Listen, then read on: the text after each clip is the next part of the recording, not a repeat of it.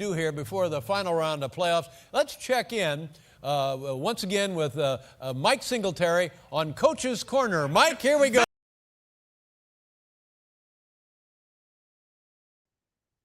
Welcome once again to the Letterman Podcast. My name is Mike Chisholm. Okay, yeah, this is a tribute episode to my friend Arthur Kelly. Art was for people who enjoyed the production, the Late Show with David Letterman productions, and the bits that they would have over the years. Host of Coach's Corner, the guy who ran the reception desk on Dave's floor for so long. But also had more than a passive resemblance to NFL Hall of Fame coach, Hall of Famer and coach Mike Singletary.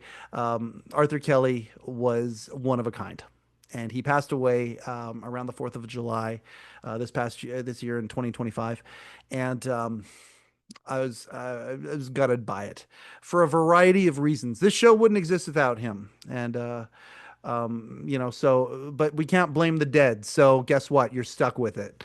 While he was around, you could blame Artie. You could send your hate mail to him. I have talked about there being a trail of lily pads to how this show came about, as to me being the chucklehead who hosts it. It should not be me. It should be somebody with some real clout, some real talent, and perhaps even some more connection to the show. But you got me, and the reason you got me, one of those lily pads, was because of Arthur Kelly. I have 2 recorded conversations with him, one which serves as sort of a pilot for this show. It was called Tales from the Late Show. And it was sort of a half-baked idea, as Rick Sheckman and I, we were in contact, and when I shot that episode, he had some interesting notes for me. But then he was on this show as well, but it was way more than that. Artie and I would talk on the phone a lot, and he would give me calls at random intervals. And it was just a lot of fun to talk to Artie. His brother Andre, shortly after Artie's passing, reached out to me, and has graciously agreed to come on here and talk about his brother with me in a tribute episode. And not just, it was in the poker world, it'd be an insta call. He said, absolutely, I would love to do that. I'd be honored to do that, which was just an honor to me. So the honor went around in a circle and grew great, big, huge, and was just a beautiful, beautiful sentiment. And that's what we're going to do right now. We'll finish this intro right here by saying what we always say. The Letterman Podcast has one sponsor and one sponsor only so far. That is hello-deli.com. Go to hello-deli.com and you can get all sorts of official Late Show with David Letterman merchandise, classic stuff. You know, I would call it the OG Late Show stuff, because this was the stuff that you could get if you came in off the street. Say you say Letterman was dark one week, or say you tried to get in, you were on the standby audience when there was such a thing, but you didn't get in. You could always go and visit Rupert at the Hello Deli. The deli may not be around, but Hello-Deli still is, and you can still get the mugs and the same shirts that Rupert had back in the day. Go to hello-deli.com. And if you ask him really nicely, Rupert still packs this stuff on his own most of the time. And if you ask him really nicely, he might add onions to the order. Also, the official Letterman channel will give them a shout out, because you can get merch there. I love this. It's a long sleeve as well. I've got a Barbara Gaines Show shirt. And how good has the Barbara Gaines Show been, hearing Dave talk about current events? It feels a little bit like '09 when Leno did his magic trick of making his Tonight Show disappear and then reappear out of nowhere. Dave talking about the current events of late night is a lot of fun. Make sure you go to the Barbara Gaines Show and see that. Just good stuff. But here we've got about an hour conversation with a really, really sweet guy named Andre Kelly. He lets me call him Dre because it makes me feel cool calling my friends Andre Dre. He's a great guy. And he talks about his brother. There's some cool Late Show memories that we talk about. And well, here, you don't want to hear me. Here is our tribute episode to my friend and yours, Arthur Kelly. Dre, I'm so happy that we're doing this. I wish the reason that we were doing it obviously was not the case, but at the same time, first off, the week that it came out that Artie passed, I just want to tell you how much I appreciate you reaching out to me. Yes. That meant the world to me. I had talked to a few of the staffers. It had sort of been unconfirmed because the way that things came out, it was weird. And Hmm. when you reached out to me, a couple things happened. First off, the reality set in that this is really the case that we lost Artie Hmm. just around the 4th of July this year. And the next thing was that I had somebody who I could really talk to about it, and you blew me away. Thank you so much for representing your family, for coming on here today, so we can tribute Artie the One Man Party, Arthur Yes. Kelly, from Late Show. The general masses know him, of course. Doing Coach's Corner, Mike Singletary, running the reception desk up on Dave's floor, of course, and being singled out to do that. Um, I miss your brother very much. How are you doing? I'm hanging in there. I have my good days and my bad days. Same thing with my sister, my Yeah. wife. But we've been hanging in there through the grace of God. We've been hanging in there. And anytime we get like sad or depressed about it, we have those videos. Yeah, well, that's boy, do you ever, and such good stuff. I love the genesis of what Artie did and how it turned out, and really at the end of the day, we can get into some of my personal stuff with him too, because again, this show would not exist if it weren't for Arthur, and now we're in a place where nobody can blame him because he's gone, and you don't Right. blame the dead for things like that. So, hey, Right. sorry, and that might be his one last little haha to everybody. Seriously, this show wouldn't exist if it wasn't for him. First off, there are gonna be staffers who are watching this. Did you ever go to the Ed Sullivan Theater and meet everybody? Did you ever go to a get together, a party of any sort with Artie? No, but I did go to one of the shows. He Yeah. always let me know that I can always come anytime. What happened was during my vacation time and the time that the show was like, I guess at a dark period where they had their vacation, Yep. that's what the conflict of interest was. But I was able to go to one of the shows, and that was when Harrison Ford was there. And the musical guest was They Know Their Name by the Trail of the Dead. That was a musical group. Wow.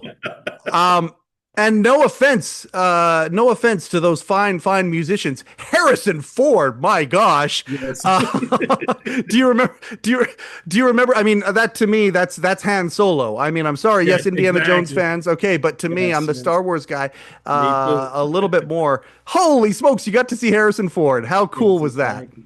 Yeah, it was cool. I mean, and seeing him being there live in person, it Yeah. was great.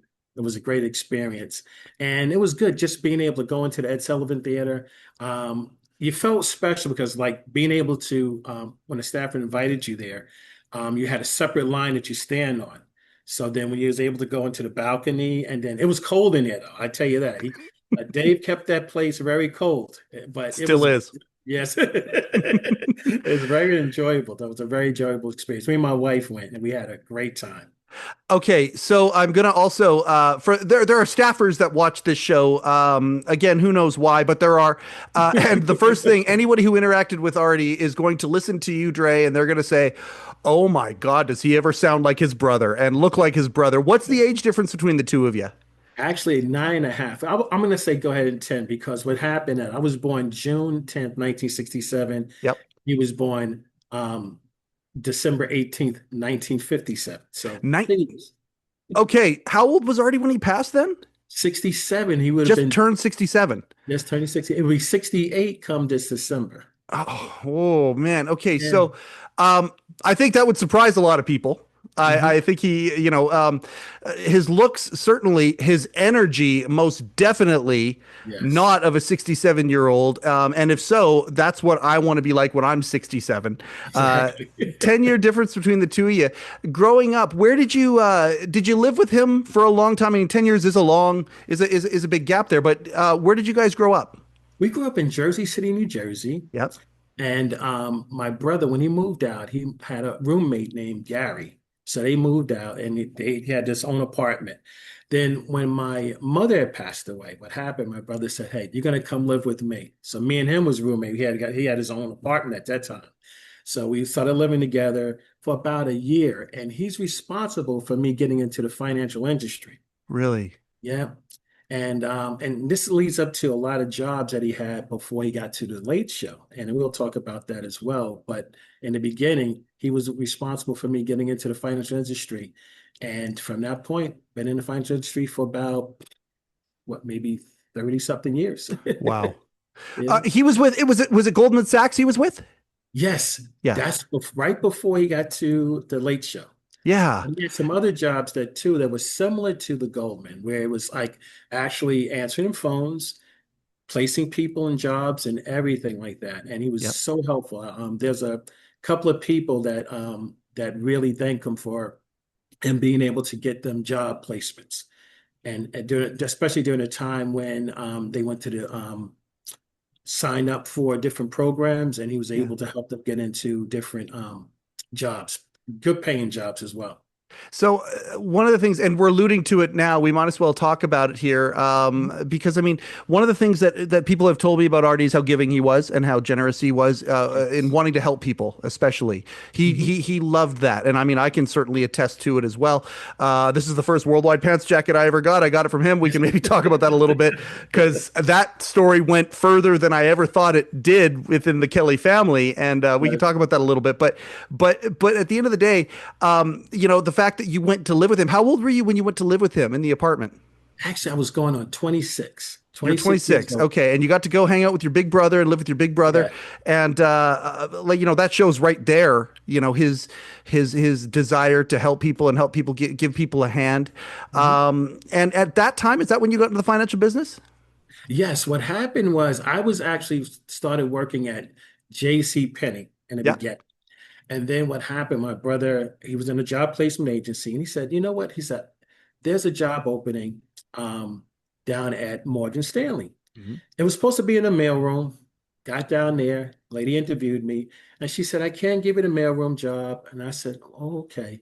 She said, well, because you have all this college experience, she said, well, I'm going to give you a job in closed-end department, which is dealing with funds, Yep. stocks and bonds. Yeah. And then next thing you know, got me a job where I was able to, a good salary, I was able to go out on my own and take care of myself. But that time with me living with my brother, boy, did he give me a crash course lesson in life. He would talk to me a lot about a lot of things. Andre, be prepared because life is going to be like this, that, or whatever. So it was a great experience having him being 10 years older than me, let me know exactly what was going on in the world. So this way I'd be prepared for it. Okay. What Especially year are we during the talking time. at that point? This was 1992 going into 92. Okay. 1993. So still a ways before he would go and work for Pants and Company. Yeah. It's cool. Like, and you and I could go into an aside on this because I'm in the financial service business. I've had a financial service business for 20 years. I'm an independent broker in the sense of life insurance, investments, things like that. The funds that you're talking about up here in Canada, Right. very similar are the things that I communicate to clients about retirement things and all that kind of stuff. So we're tangentially connected in the same Exactly. industry. You've been in finance for a long time as well. Yes, exactly. You enjoy it? I enjoyed it. In the beginning, it was a little rough, but now, as I moved on to it, I've been pretty well adjusted to a lot of things. So it's just the layoff part sometimes a little tricky because sometimes they're outsourcing and everything. Yeah. But other than that, the new company that I've been working for the past 10 years has been BNY. So it's been a great experience working in there.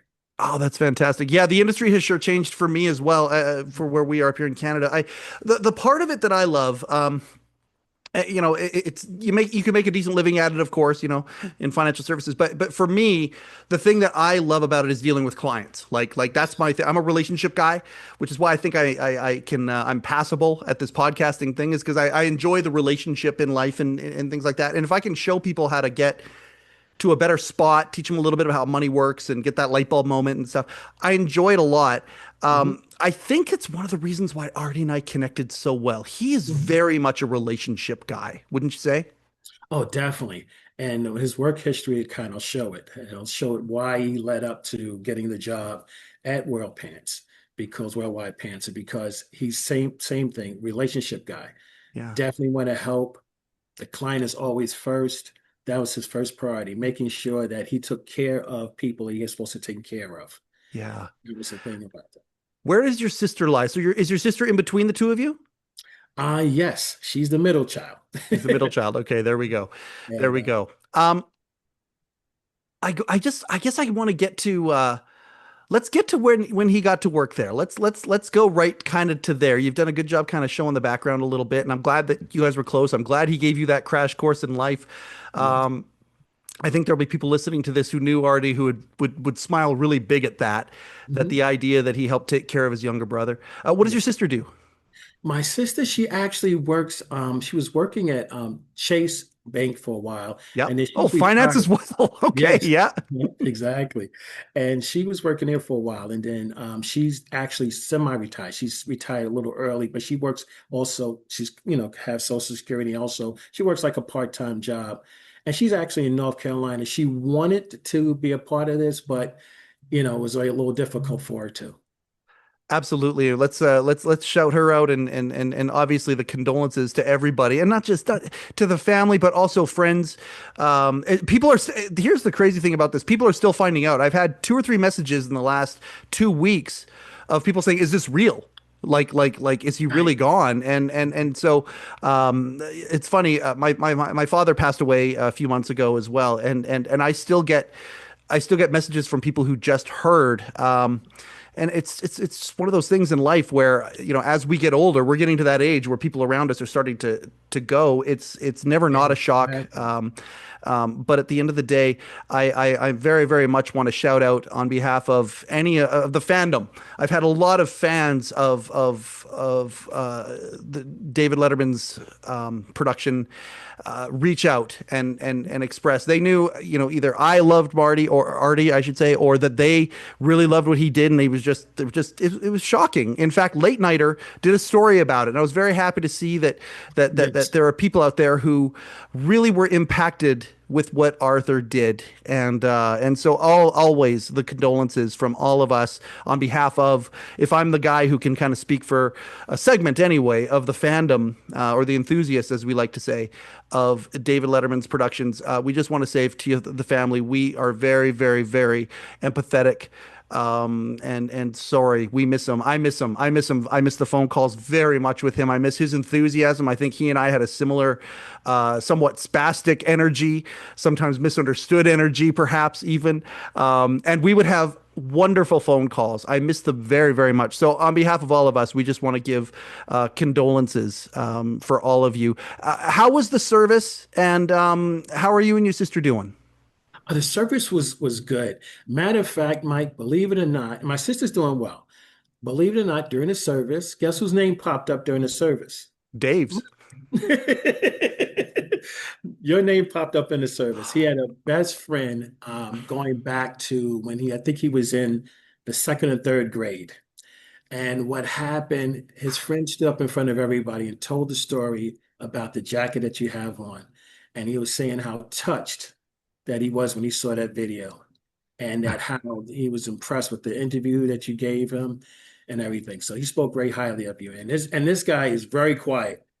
His friend John Glover, very quiet guy, but he Oh, stood up he's there. mentioned John. Okay, yeah, I've heard. Yes, Okay, yeah. yes, and that's one of the first stories that he told was about you. And that's the reason why I had to reach out to you during the time when this happened, because it was like family to him. And now you're like family to us. And because you really touched my brother, for you to recognize him, to talk to him about what he was doing meant a lot to him.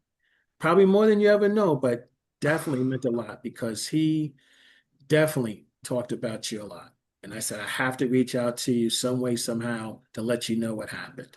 Um, that's that's very sweet, and I appreciate you saying that. I didn't know that. Um, Yes.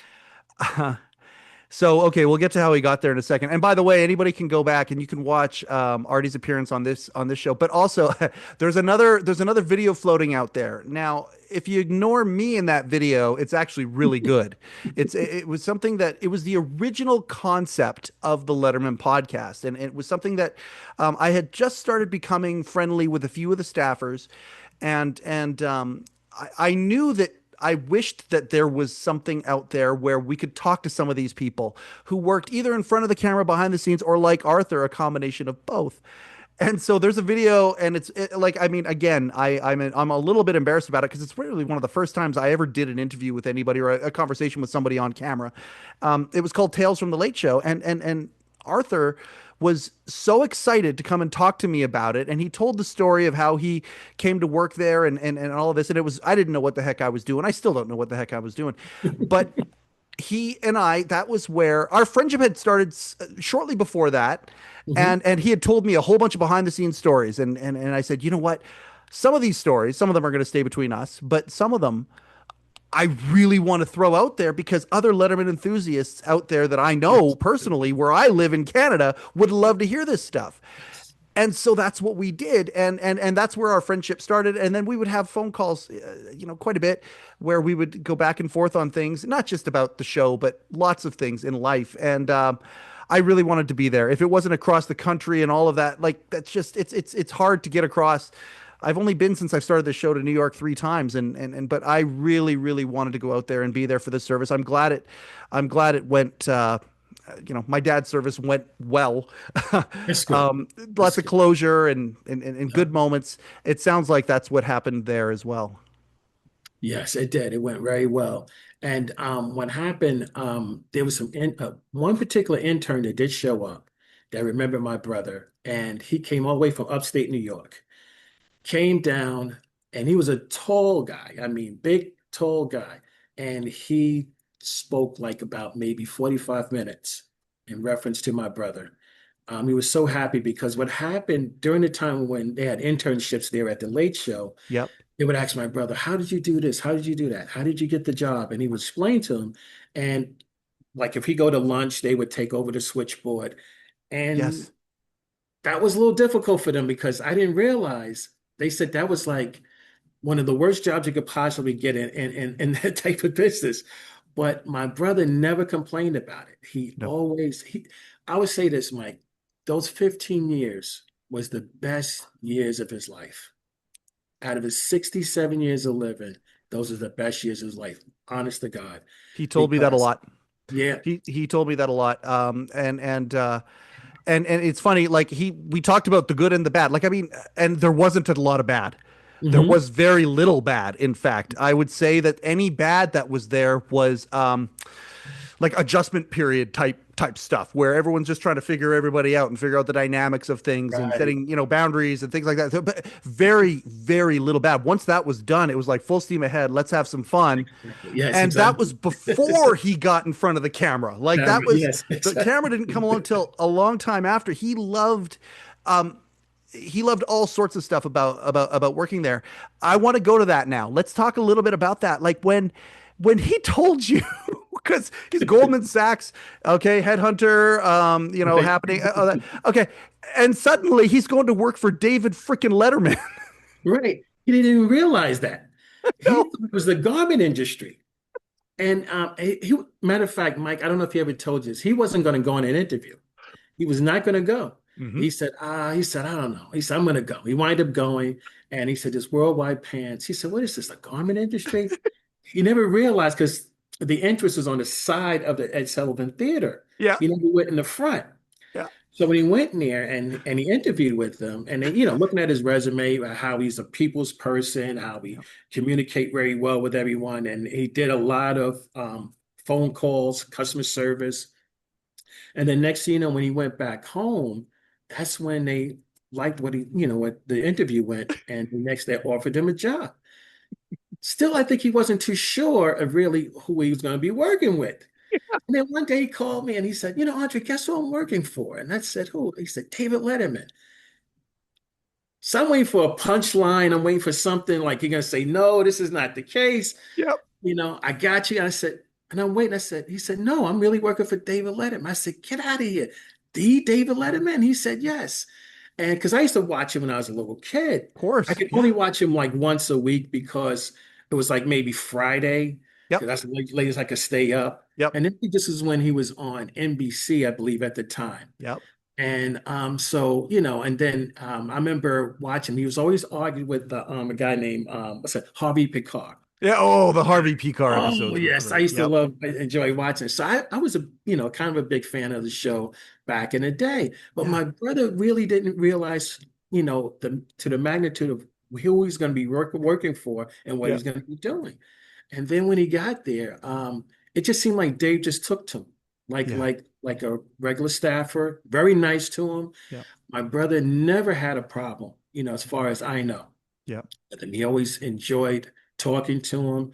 They would talk about a lot of different things. So he enjoyed working at that show. I mean, with everybody there, just made him feel welcome. Well, and it's funny. I've had people on this show Mhm. who worked years, multiple years for Worldwide Pants in the Right. production of whichever David Letterman franchise we're talking about here, or they worked for NBC.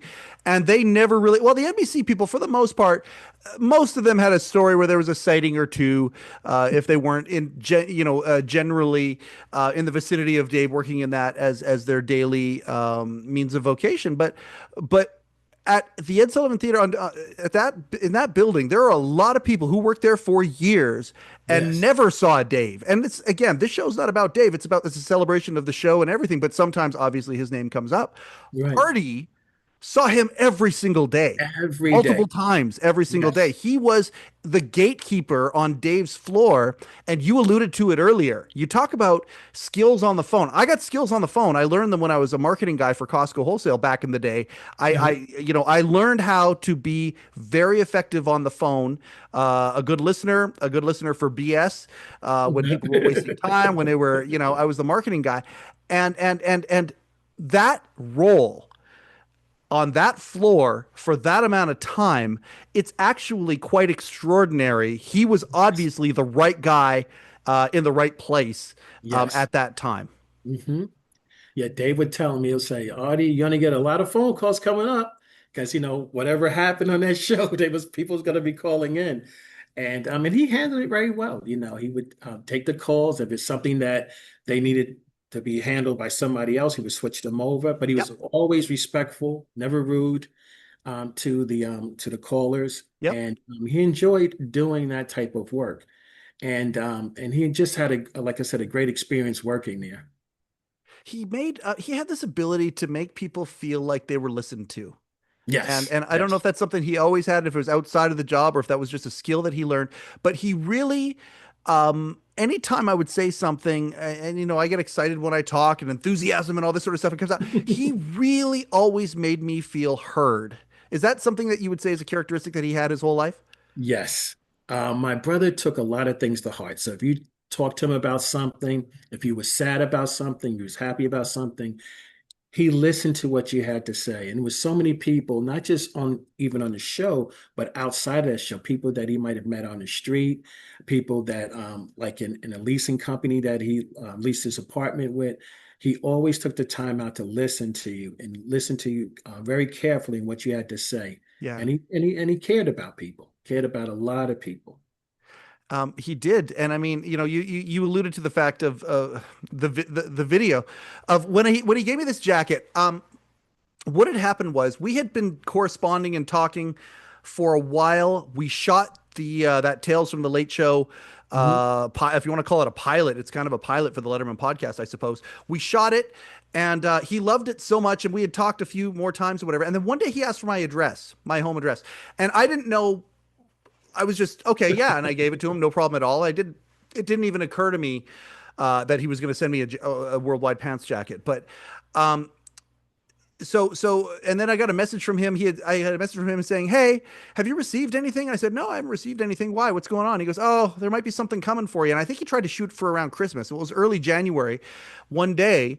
And it was funny because when we get our Canada Post or UPS up here, many times it's at a depot or a station. Well, one day I literally opened my front door, and right in front of my front door there's this big cardboard box, and but then I look, and it's from Arthur Kelly, and my wife, who, Mhm. to her credit, like, she puts up with a lot, Andre, with it being married to me. I'm a high energy, high energy guy, and she puts up with a lot. She knows I get enthused about the things that I get enthused about. I get really enthused about it, and apparently it's something she finds charming about me. I don't know, but I saw this box and I pulled it in, and she happened to be sitting right there. And she said, "What is that?" I said, "It's from Arthur Kelly from New York."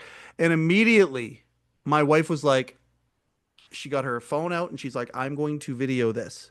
Wow. And I'm like, because, immediately thinking it's probably something from the show. Hmm. And so I start opening it and I look and I see that it's a jacket, and he left a note with it. And in the note, one of the sentiments he said was, "Welcome to the family." Yes. Yes. And I start, of course, I'm where my emotions on my worldwide pants jacket laden sleeve. I start crying, and I'm like, I tear up immediately, because growing up, all I wanted to be was part of that family. I wanted to be part of it somehow, some way, and for him to say that to me, and it's three or four other people I look up to very much in this worldwide pants family have given me that same sentiment, and all of them are special. They're all unique, but you never forget your first. He was the Yeah. first person to tell me, "Welcome to the family." And I mean, I don't care if I'm a bastard stepchild cousin. That's okay. That's okay. Because Artie, as far as I'm concerned, that dude in my heart, in my head, had so much street cred, because those segments made me howl. and Yes. and developing a friendship with him, all of the skills that we just talked about, he made me feel heard. He cared about the fact that I cared. He was Hmm. a helper. If he could help in any way, he could do Yeah. it. But it was reciprocal, because he loved the enthusiasm I had, because he's an enthusiastic guy as well.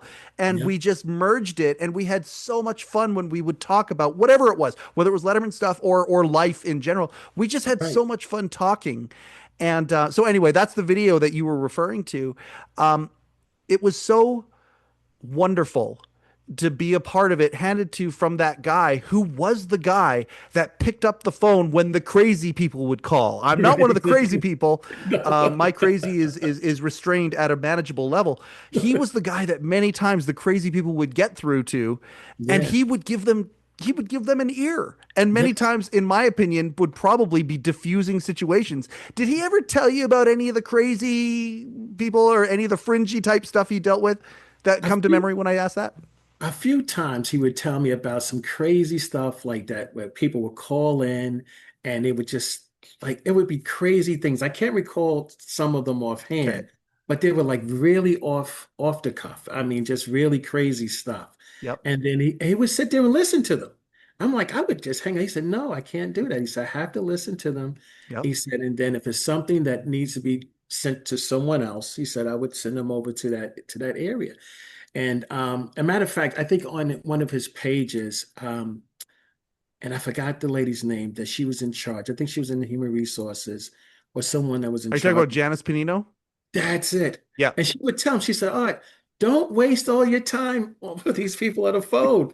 You know, that's it, Janice, that's it. Just switch them over and stuff like that." But he just wanted to hear them out, so they can have a voice that, to an ear to listen to about what he had to say, what they had to say, and then he would just transfer them over to, where they're supposed to go to. Yeah. But he did care a lot about, every one of those phone calls that came in. Yeah. Yeah. And, I think I honestly, and we did talk about this a little bit too. I don't know if we ever talked about it when he was on the camera was on the record setting, but, he would talk about how he was part of the team, and those were situations that he was diffusing. Like, Mhm. somebody might call in, mad as hell about Sarah Palin or something like that, or that's the one that comes to my mind, Yes, my mind yes, right away. You yes. Now talking you about bring it that? back my memory. Yes, There you go. Yeah, yeah, that was one in particular, but there's a that whole was one bunch of of them. them. But Yes, that was kind of a yes, higher profile one that people remember. Dave pissed off Sarah exactly. Palin and all the people who followed her. And there were times where somebody would call, and he would again make them feel listened to, and it wouldn't go beyond that. And I thought the sentiment that he gave, I thought it was such a beautiful sentiment. It's like, that's my part of the team. That's my role, is to Right. help take the knuckleball stuff off of the Yeah. most important floor in the building, to take the knuckleball stuff away as much as he possibly could. And Yes. he was, it's ironic that he was Coach Mike Singletary talking about, a sporting piece of comedy, because he really did feel that he was part of the team, and it was a team. Yes. Yes. And matter of fact, there was one segment on Dave when it was on live on air. And I don't know if you remember, Dave used to have that phone right there, and he used to call my brother on the phone. Yes. Before he talked to my brother, he would tell him, he used to tell the audience, this guy is like the front line of the Late Show. And he would tell it to, I mean, he talked about millions of people. He didn't have to do it, but he did it because he knew how important that job was, of getting those phone calls coming in every day. It wasn't like 5 or 10. It could be, who knows, 50 to 60. Oh, sometimes it was constant, he would say. It would just be Yeah. constant. Yeah. Like he would say, pick up the phone like this, pick up the phone like this. So, it was a very intense job, but he was ready for the task and he felt comfortable doing it. Yeah. You talk about interns who would take over, because that's many times that's what interns would do, is they would just cover people's lunches and things like that. Yes, exactly. And again, that's not an enviable position to somebody who is young and new, and they don't have this kind of training to take over for him at that point. Did he, I know he did, obviously. You and I have talked a little bit about this. Did he talk very much about the tape balls? Oh, yes, yes, yes.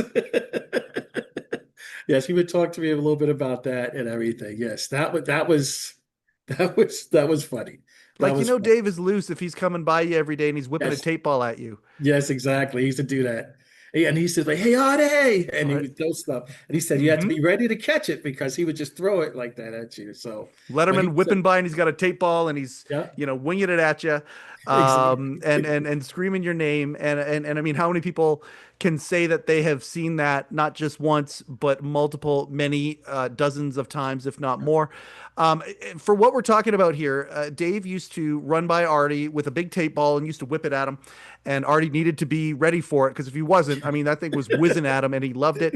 You can actually Exactly. see it on the very last episode of Late Show with David Letterman, Hmm. May 20th, 2015. They ran a documentary that Walter Kim it was the producer or the director of, and it actually, you can see it really quick. There's actually a clip of it. There's a clip of Dave running by and saying, "Hey, Artie," and throwing a tape ball. There's Yes. actually, I love that made that little that they made, that little documentary, because it was a part of stuff of things that happened at the show. It was authentic, Yes. and it was one of those moments. I'm glad we got a chance to talk about that a little bit. So he's working for the show for years. Hmm. And then suddenly, yes, you got these segments where Dave's calling and calling his own reception desk and things like that, which is a pure classic Letterman, out of the Letterman mythos. That is a perfectly executed piece that is so in line with all the things that Dave does. He doesn't just call, the network. He did call the network, pages and receptionists as well. But hey, let's do the one in our building for our company. Sure, Right, exactly. perfect. But Exactly. then suddenly, somewhere out of nowhere, Artie is imitating a crazy, insane Mike Singletary out of anybody. I want to know the family's reaction to. Wait, you're gonna do what? Like, how was your reaction to that? And to this day, I mean, clearly a unique piece of a slice of life of your life, of your family's life, knowing that. What was the reaction there when that came to pass? I was surprised because I'm a big football fan. And I explained to him, I said, who Mike Singletary was. I said, Arthur, I said, just keep this in mind. I said, this guy played for Baylor University, and in practice, he used to break guys' helmets. I said, he was a ferocious middle linebacker. I said, not that tall, but he was a very ferocious middle linebacker. So he said, hmm. And then when I looked at both of them together, and I said, I never put two and two together, but they look alike. They really did. Yes. And what happened when Mike Singletary actually became a coach, a head coach, he was doing some zany things. Yes. So what happened was when they played off of that, I said, oh man, this is funny. The writers and the producers there did an excellent job because my brother with him and the producers coming together doing that, Yep. I mean, they made Mike Singletary just even more, I say, relevant, more livable person Yeah. because if you didn't really follow football, you didn't really know who Mike Singletary was. Sure. But bringing him out there like that. And it was very respectful. It wasn't nothing that they was doing anything bad or nothing like that. No. He was doing something that was really good. It was funny. just nuts. Nuts. Yes, It was exactly. nuts. Yes. Yeah, okay. Hey, Mike, how's it going, buddy? Nice to see you. Good to have you with us. Happy New Year, Jim. Thank you so much. And my best to you and Denise and the girls. Thank you. That's very thoughtful of you. Now, Coach, your Vikings out of the playoffs. I was sorry to see that happen. You lost to the Packers in the first round. What was the problem there with the Vikings in the first round of the Packers? I'll tell you what happened. Jim, Yeah. it's on me. Oh, really? I thought we were playing the Seahawks. Oh, Wrong film, wrong game, yeah. wrong team. It's on me. Okay, Coach. Takes a big man to stand up and take the responsibility. Now, you got 4 big teams left. NFC, you got the Falcons facing the 49ers. AFC, it's the Patriots and the Ravens. Who wins? Who wins? Who wins? That's right, Jim. Who does win? Yeah. You skinny little stooge. I'm going to pretend I didn't hear that, Coach. Let me ask you a question. How about your old team, the 49ers? How about the Niners? How about the 49ers? What about the Niners? Huh? They don't talk to me. Yeah. I don't talk to them. Bang, zoom. All right. And that's how a lot of coaches are. A lot of them are like that, you know. Oh, yeah. Yeah, you know, especially that, you Yeah. know. And so I couldn't believe it, and I was so happy. I'll tell you that this one incident what happened. I was watching the show, and I asked him. I said, Arthur, I said, can you do me a favor? I said, do you know when you're going to be on the show? And he said, yeah, they usually let me know maybe 45 minutes to an hour. Let me know they're going to be on the show. I said, can you please? I said, you have my job number, call me. Yeah. So he called me on the phone. He said, I'm going to be on the show, tonight. I would tell my supervisor, tell everybody, my aunt, my mother-in-law, everybody would stay up and watch the show, and they enjoyed it. They enjoyed it. It was so funny. And he enjoyed it too, but, he just took it so lightly, like, oh, yeah, and he was a little embarrassed to watch himself on on TV. I said, Arthur, you look good, man. I said, you're in good shape. I said, and you really look like him. And a matter of fact, Tony Dungy, when Tony Dungy was coming up the stairs. Hall of Fame coach, Tony Dungy. Yes. Yep. And he said, hey, coach, he told my brother, hey, coach. And then the time he was talking to Billy Crystal, and it was just phenomenal. I mean, he took that part and ran with it. Yeah. He ran with it, and he did such an excellent job. And I still look at it today. Oh yeah, me too. Obviously with a different lens, but the lens is far more focused and far more powerful. Watching it now, and I laughed earlier because do you ever get any notice that you're going to be on the show? Oh yeah, about 45 minutes. 45 minutes, like exactly. That's the way it was. I was like, he said, you just have to be prepared. You have to be ready. Yep. I said, okay. He said, as soon as that right light come on, he said, it's action time. I got to go. I said, wow. But he did such a great job. I thought it was rehearsals. And he said, no. He said, a lot of times it's right away. There was also, before he started doing Mike Singletary, there was a time where he did something with David Letterman with the Olympics. I don't know if you remember this episode, but it was David called like the Speed Dial Olympics. And what happened, Rupert Shideli was on there. And my brother was at the switchboard. Who could dial Dave the fastest? So my brother is sitting there, they said, are you ready? And my brother kept going like this with his hands. Like that. Rupert was a very quiet guy. He had his phone in his hand. I said, maybe he got it on speed dial. No. So what happened, Rupert wound up getting in contact with Dave first. Yep. He said, you lost. He said, you know why you lost? Because you kept going, like that. And he said, if you wasn't doing that, you probably would have won. Because this is, we're wrapping up the first week of the Olympics out there in Vancouver, Canada, British Columbia, and we thought, well, now what can we do that will maintain the spirit of the Olympics without really encroaching on what they're doing? Because NBC won't let you touch the Olympics. We're here at CBS. We can't get to them. We can't show the videotape. And somebody said, you know what, let's do? They said, let's have our own Olympic events on the Late Show. And I said, that is a fantastic idea. So, We can't get any of the footage from the Olympics from NBC. We can't get any of the figure skating. We can't get any of the downhill. We can't get any of it. Can't get any of the hockey. I want to tell you something, ladies and gentlemen. I'm not a vindictive man, but they can't have this footage. These late show games, these winter late show games, NBC just, go suck it. Because you're not going to get this footage. Okay, tonight's 2010 Late Show Winter Game, speed dialing. Here we go. Take it away, boys.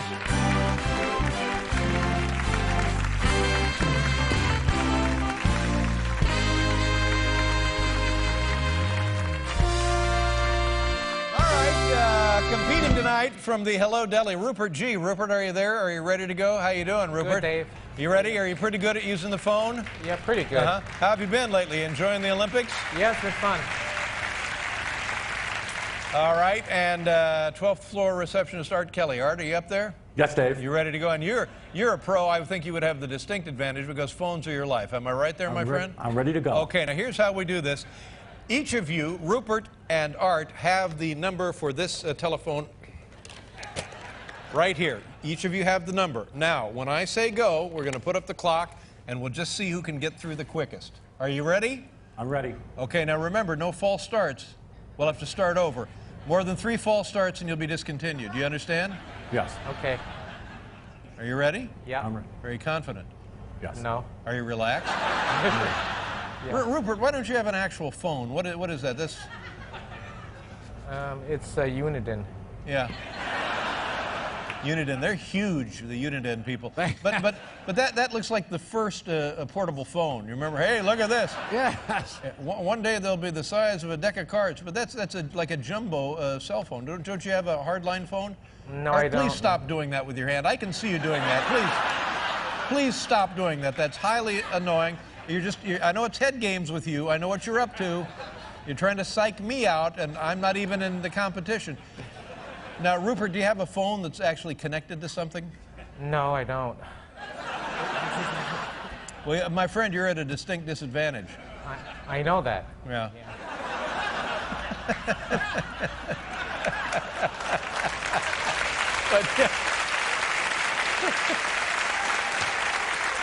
I admire the spirit, Rupert. That's what the Olympics are all about. Doesn't make any difference whether you're going to win. It's the fact that you're here. You're representing your country. You're ready to go. Okay, are you guys ready? Art, are you ready? I'm ready. Okay, put up the clock, please. And do we have a gun or do I just say go? I'll just say go, all right? And, no, I'm not going to say go. I'm going to say dial. All right? Okay. Are you ready? Yeah. And dial!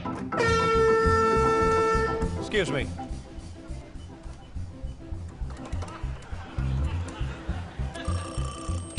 Yes, hello, who's calling, please? This is Rupert, Dave. Oh, Rupert!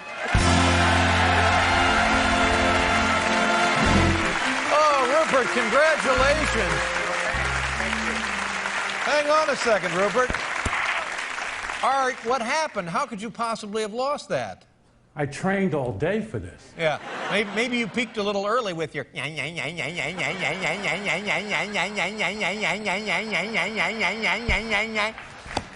Well, I'm terribly sorry, but congratulations, Rupert. We have the gold medal. Bring it in for you. Here's Rupert G., your 2010.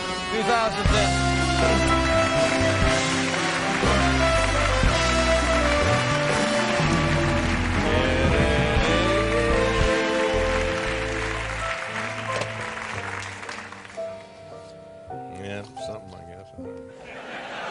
And and then the episode with Bono when they had YouTube and From they YouTube. had stuff having just recorded music, they had YouTube playing it right behind him. My brother put the phone like that. And he was very modest about these things. Very modest, I was going to say that's one thing that I loved, and probably, it's funny. We talk about how he got his job there, Mhm. and it was one of those things. I've had so many people on the show.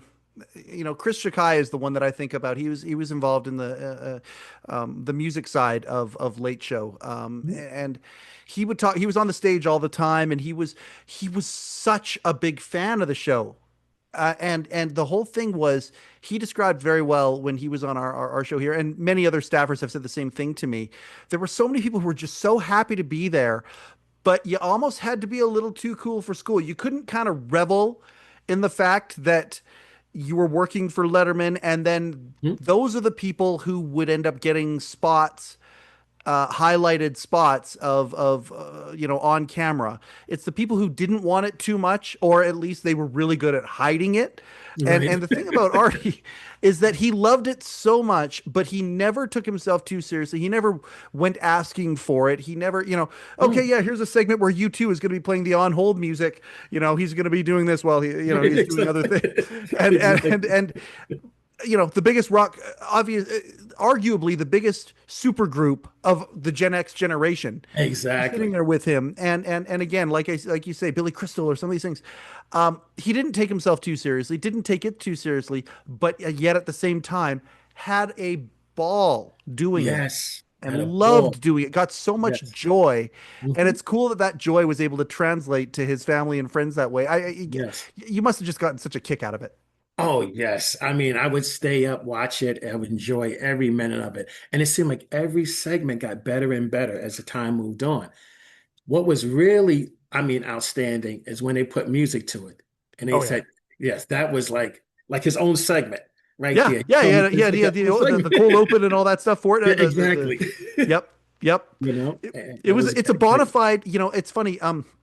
There are so many late night slash late show institutions and running gags, as the show would say, or as Dave would say, we're gonna do it once and do it twice, and it's gonna be really really funny, and then we're gonna do it as many times as we can and just run it right into the ground. I never thought they ran Coach's Corner into the ground, probably because it was one of the ones that started later on, Hmm. in the Letterman run, in the show's run. Right. I don't think they did run it into the ground, but at the end of the day, Artie was a reliable utility player that they could rely on for anything they want, kind of any time if Exactly. they were stuck. To the point where there was this one time that Artie had told me about a couple of times. I actually do think he mentioned it on camera, but it was um, many of the people who were like from Dave down, they took the show very very seriously, obviously, and the quality was very important. And to be able to even admit that they had a show of any quality was difficult sometimes. And there was this one time where Dave was really hard on the show, and he came to Artie and he said, "You saved the show tonight. Your segment saved the show." Yes. I'm certain. I haven't told. There's a lot of things where you and I have sort of compared notes and are talking. That's one I didn't really bring up. Right.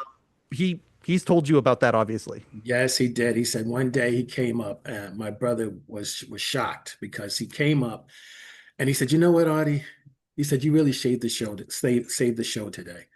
And my brother was so, just elated that he had said that, because he appreciated, his feedback. And I explained to my brother, I said, "Arthur, I said, that didn't work. They would never put it back on the air again." I said, "This is big." I said, "This is not like something where it's something that's small. This is a very huge, accomplishment." And I said, "If it didn't work," I said, "he would never put that back on." I said, he put it back on, and more people started enjoying it. And even when my brother had passed away, and 3 articles was written about how they enjoyed watching that, and that, they said the zany character, how he looked like him, and how it went from a guy who was working on a switchboard to someone doing that type of job, So he did tell me that story, and I was like, wow. I said, "That's something big, brother." I said, "That's something really big." And I was very happy to hear it, you know. Um, Arguably to many, none to me, the Mhm. greatest broadcaster in history. The guy who could meld serious and zany and Yes. as everyone likes to say, irreverent. Mhm. Coming up to you saying you saved the show, high praise indeed. And of course, he would tell people because of the magnitude of that, but at the same time, still completely humble. And Yes. and and I love that about him so much. I really, really appreciated that about him. Um, I just I'm gonna kind of do a little bit of an aside here, because sometimes I'm not sure my footing in this world. Sometimes I don't feel like I have any footing in the world, and I'm just representing the fans. Sometimes it's again the welcome to the family stuff.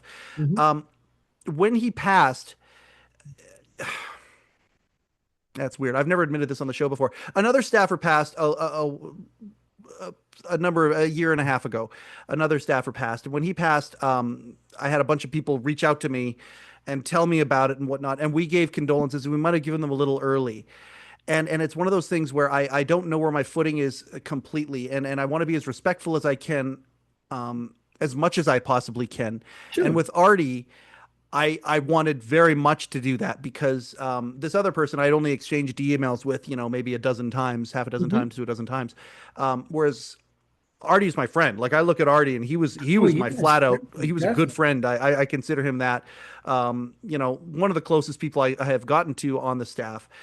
And so I don't ever want to throw out any disrespect ever. I just need to show you the tonnage of respect I feel for him, Andre. I really, really cared for your brother. I loved your brother, and I appreciated him so, so much. When the show finished, one of the things that and this is something that if any of the people who worked with Artie hear this, maybe they get a chuckle out of that. I don't know. And I'd love to hear your insights on this. One of the things he did tell me was it never occurred to him, despite the fact he was so good with people, despite the fact that he was clearly he had some charisma to him, but didn't really give it any quarter. He had the performer in him awakened because that one day they said, well, Artie kind of looks like Mike Singletary. Maybe we could do this. Let's throw this against the wall, see if it sticks. And suddenly the performer in him was awakened. And he wanted to be a performer. Like, he had that in him, and it's because of the show. I would love to hear your take on that. Yes, what happened once he finished the Late Show? Yep. That bite, as far as that little bug that he had in him, became a big bug where he wanted to perform in front of a lot of people. So what happened was, let me just backtrack a little bit. Sure. During his performances, being on the Late Show allowed him to be a part of the SAG-AFTRA union. Yep. And that helped him a lot. After the show, my brother, he attempted at doing stand-up comedy. He did, and that was his first time doing it. And once he came off the stage, people asked, "Oh, how long you been doing this?" He said, "Well, I just started it, as far as in front of a live audience, as far as, the stand-up." And they said, "Get out of here." And they couldn't believe it. And then he went from that to wind up doing, where he was doing, I would say, like, say, for instance, positions where you're working in, like, extras. That's what I'm trying to say. Yeah. Oh, yeah. Yeah, absolutely. He started doing that. He started doing extras, and he was getting a lot of roles in that. And he's got a beautiful headshot too, doesn't he? Yes, That beautiful. headshot is. That's what got him in there, That's what got him in there. They got the headshots, and then he met a lot of people. He met Rosie Perez on one of some of the scenes and stuff like that. But he started doing extra, and he started doing that all the way until he got sick.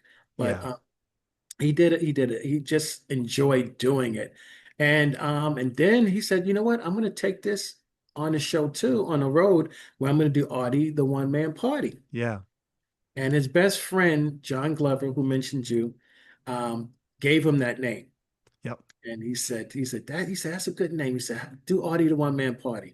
Now, that was a little weird for me because that was a little way outside David Letterman's show. Essentially, he's getting really wacky in front of the camera and throwing a whole bunch of stuff out there, wearing weird things, might be weird glasses, a weird hat, party hats, and it could be like anything. that. He was trying stuff though. He was being goofy, trying stuff.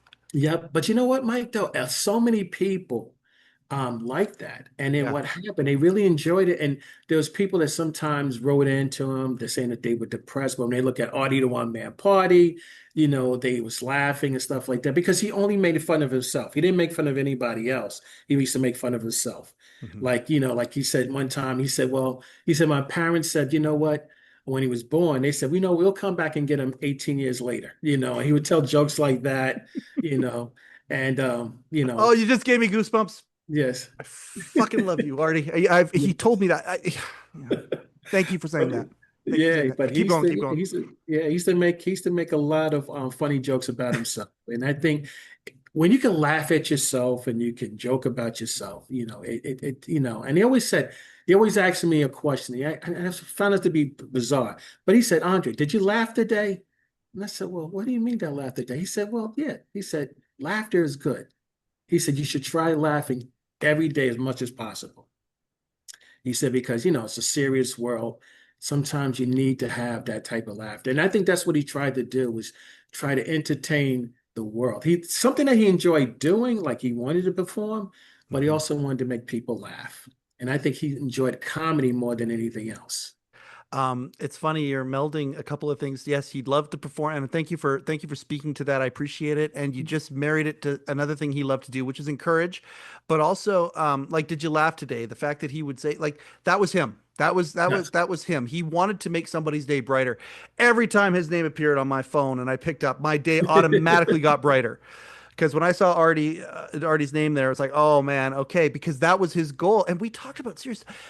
I want to talk about another thing that he touched me with, and I don't know if you or your sister ever got into this side of things with him. I imagine that he did. He's calling you up and said, have you laughed today? He's still being your big brother. He's still giving you lessons in life. And I adore it.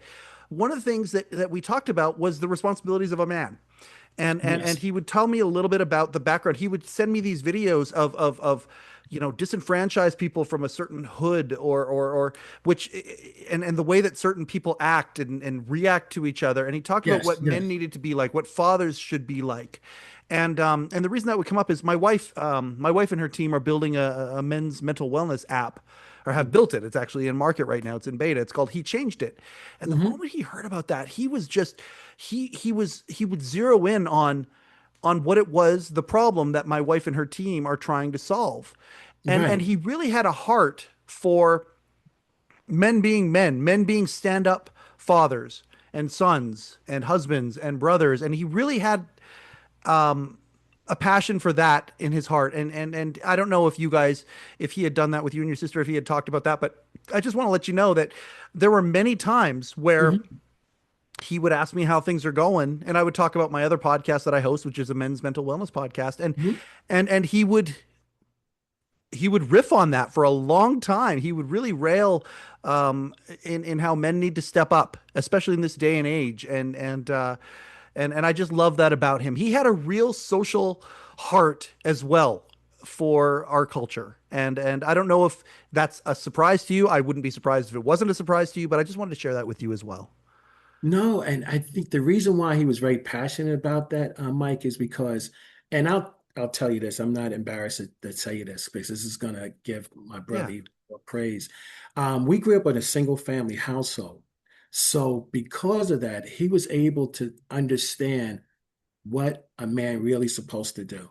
So when I was the youngest and I came along, well, before me, it was my sister. Yeah. And then what happened, he was very protective of her. He loved my sister so much, all the way to the very end. And he always wanted the best for her. Yeah. So he was a little hard on her. Yeah. He was very hard on her. but he wanted the best for her. And he cared about her and my nieces as well. Yeah. So he always cared about her. And we have a grandnephew. But because of growing up like that and realizing that, hey, you know what? I want to make sure that young men out here do what they're supposed to do. I believe if he had more time, he probably would have went in that direction, probably having maybe a podcast or something, probably talking about things. I saw a sudden change with him, even politically, because my brother wasn't like as far as into politics a lot, but towards the end of his life, he started getting into politics, and he started understanding just what was going on, because we grew up in neighborhoods that were not the best. Yeah. Our household was great, but outside, once you stepped outside of our door, you saw so much crazy stuff. Yes. After a while, you get to say, hey, you know what? This has to change. Yep. And it starts with us. It starts with us as men to be able to take control of our households. That if you're going to, have children, take care of your children. So he was very big on that, and he's very passionate about it. And I'm glad you did bring that up, because, it kind of also brings, shed a little bit of light to him as far as not just being comedic, but just being able to go out there and talk about social issues that really need to be attacked. So he had the serious side and he had a comedy side. Well, and aside that, at the end of the day, he liked to take care of things and wanted to take care of people, all the way from Yes. some dude from Canada who just really loved what he did Yes. and wanted to maybe exercise a dream or two in talking about it and getting it out there, all the way up to trying to make someone's day, trying to make his brother's day, all the way to, hey, let's change the world. Hey, Yes, let's make the world smile a exactly. little bit, but let's also see what's serious about. Yes, we did get into some of these political things that he would rail. He would literally rail against some of these injustices. He was really. It seemed like that was one thing that he really appreciated was justice. And if Yes. somebody was unjustly treated, or somebody was got the justice they deserved, it seemed to be Mhm. something that kind of turned his crank. Right, exactly. Yes, that's what he was. He was definitely a type of person that wanted to make sure that everybody was treated fairly, that he didn't discriminate against anyone. He just wanted everybody to understand that, you know what, hey, this is a serious world, but we can also have fun. We can laugh with each other, and we can even also laugh at each other sometimes about certain things. But Yes. it doesn't have to be serious 100% all the time. But when the things needed to be serious, he, spoke out against it. And he wasn't afraid. He didn't Oh, matter thank what. you. Oh gosh, thank you so much for Yes. saying that, Dre. He No, wasn't afraid. And no, he wasn't. I love that about him. He had Yeah, no he was problem outspoken. saying what he believed in, right? If Yes. even if somebody was gonna, how are they gonna react? He did not care about that part of it. No. And when he thought something wasn't right, he would stand up for it. And there's a few stories that we're not going to tell here that Right. where we know about those things that he Yes. did. And I love people who will stand up for what they believe in and be respectful to hear what the other side has to say after they do it. And Right. that was him. Yes, exactly. One of the many lessons that my brother taught me when I was living with him, growing up, Yep. don't be afraid. He said, stand up for yourself, Yeah. have principles.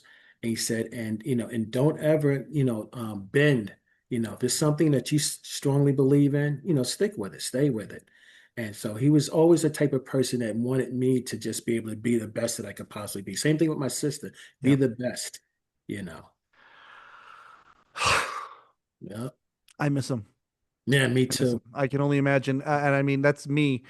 Um, I can only imagine how you guys are. You guys are holding up okay. I mean, we got to move Yes, on, right? We got to move up.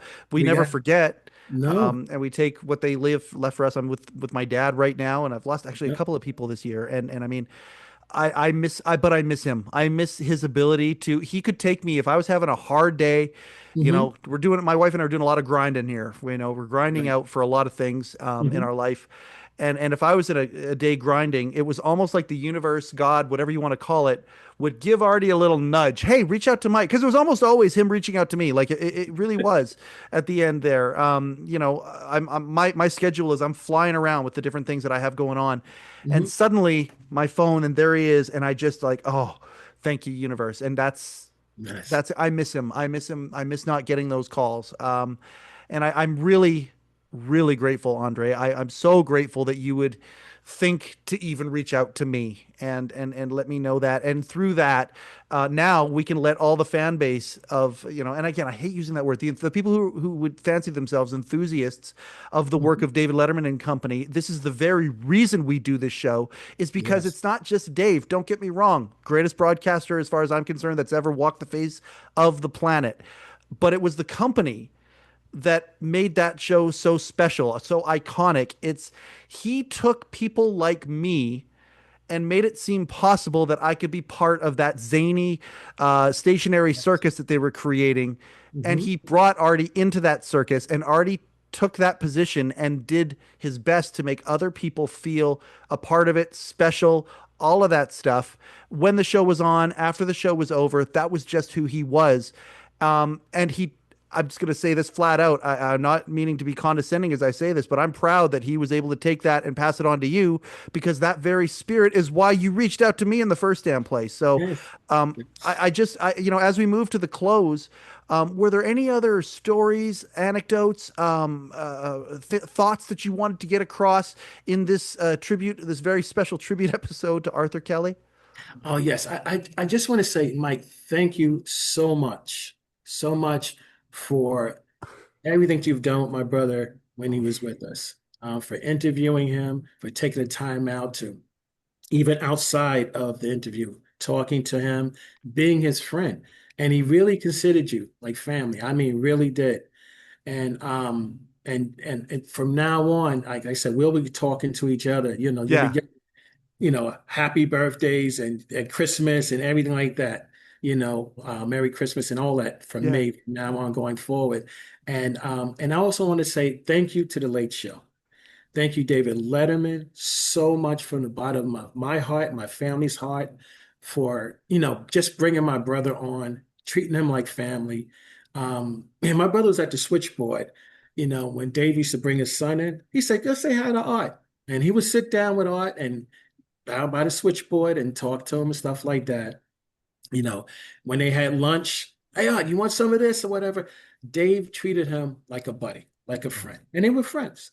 They were great friends. Artie, I'm coming down the elevator. Come with me, you know. And that's just how the friendship was. And my brother and I say 15 years of my life. Some people have 15 minutes of fame. Yeah. My brother had 15 years of fame being with that show. And it was just a great experience. And guys like yourself will always keep his memory alive. And I thank you so much for that. Thank you so much for that. Uh-huh. There's no thanks necessary whatsoever, because again, the gratefulness goes both ways. So this has been really special for me, and I'm glad that we took some of the sentiments that we had sort of poked around over this last couple months or so, and we saved it for this, and I'm glad that we did. And I hope that what we're doing here, don't get me wrong, for everybody who loves the work, by being on the other end of the television set, or I guess the telephone these days, and seeing these clips and loving it, that's fantastic. But it more so, and so it should be to the staff. Seriously, Yes. to the staff, and if anybody out there, and I know that a bunch of the staff listen to and watch this show, Artie loved y'all. After his first stroke, there was a GoFundMe, and so many of the staff reached out to him, and he still Yes. to this always talked about how touched he was about that, and Yes. so I've started to say it, even though I haven't had a stroke. How you doing there, Mike? I'm stroking along. I stay. Yes. Yes. Those are Mike. Those are the jokes that he was telling up on the stage. you know and it just let's talk about him. Okay, so I've done some stand-up, and recently even I've been doing it as well, not so much because I want to be a stand-up, but more because I want to get the skill under my belt. Locally here, I MC a lot of things and whatnot, and I'd love to have kind of a solid 8 minutes sitting there hunk just in case. But the thing that blew me away about Artie is he didn't he had the stroking along joke and a few others. Right. The dude liked to go up there cold and just see what the stream of consciousness would bring out. Exactly. And Exactly. that takes balls, man. Like that Yes. is Exactly. That's like going out playing a game or going in a huddle without any type of playbook. You just ad-libbing it. You get to the line of scrimmage, and all of a sudden you just start calling audibles. everything's an audible. Yep. Exactly. So Takes courage. Takes a special man. Takes a special personality to be able to go up and do that. That is Arthur Kelly, Artie the One Man Party, host of Coach's Corner on Yes. Late Show with David Letterman, and many other segments. Thank you, Andre. Please give all of our best to your entire family. Thank you so much for coming on here and being so vulnerable and open. It is really appreciated. I give a damn. A lot of people give a damn. It is worth something. It's special, and it's great that it's going to be immortalized in these ones and zeros. And when the aliens come and look at what we were a million years ago, they will be confused, and I love it. So would Artie. Thank you so much. This has been another episode of the Letterman Podcast with Mike Chisholm. Coincidentally, I am Mike Chisholm. Thank you, and good night. Okay. And one more thing. Oh, one more thing. One more thing. My brother would say when he's getting ready to sign off, Yes. and your local news starts now.